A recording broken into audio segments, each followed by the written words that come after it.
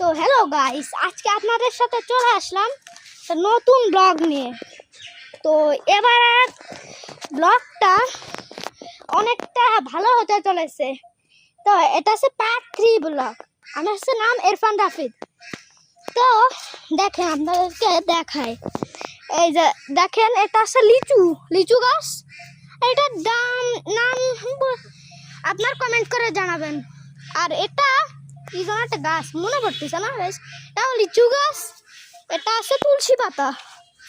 এই যে ডালিম গাছ, তারপরে ওই কি যেন কলা গাছ, তারপরে লেবু গাছ, অনেক গাছ আছে এই জায়গায়। দেখেন গাছ, হাঁসগুলো গ্রামীণ হাঁস, কি দারুণ লাগে গাছ। মাছগুলো কিন্তু সেই লাগে গাছ, একেবারে সেই অবস্থা গাছ। এই জায়গা যে গাছ একেবারে পড়ে যাচ্ছে, এই জায়গা অবস্থা খারাপ।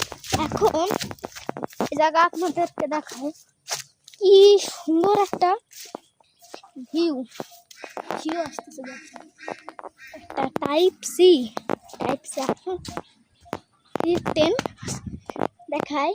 এই জায়গা আছে, এই যে দেখেন, ওই যে একটা সবেদা, ওই যে একটা সবেদা আছে, সবেদা গাছ।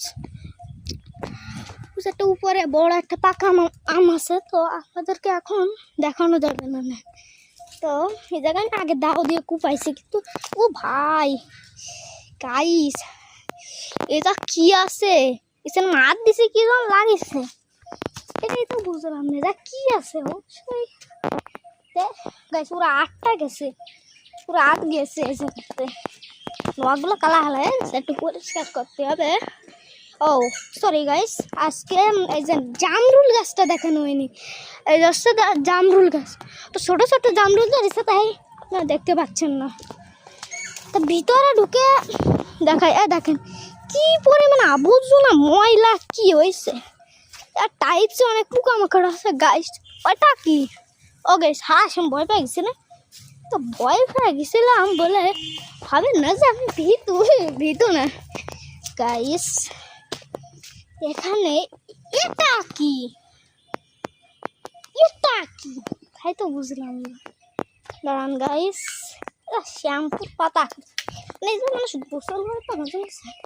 এই জায়গায় আমরা এই যে মাছ ধরেছিলাম, মাছ ধরারই অনেক মাছ ধরেছি আমরা। বড়শি দিয়ে একটু বেশি ধরেছিলাম, সে বড়শি দিয়ে ধরার কারণে মাছ আজকে পাইনি। বড়শি দিয়ে প্রতিদিন অনেক বড় বড় মাছ ধরি, তো আজকে পাইনি কিছু জনের জন্য। কিন্তু এখানে আইটা কিসের জন্য রাখা হয়েছে আমি সেটা বুঝলাম না।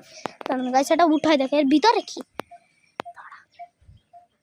ওরে গাইস, কি এটা সেই গাইস। এবারে আমরা আমাদের ব্লগটা এখানেই শেষ করতেছি গাইস। ব্লগের জন্য রেডি থাকবেন। আর আমার চ্যানেলটি নতুন বন্ধুরা চ্যানেলটি সাবস্ক্রাইব করে দিবেন এবং অবশ্যই লাইক করবেন। সাবস্ক্রাইব করে বেল আইকনটি অল করে দিবেন। Bye bye, tata, good bye, গিয়া।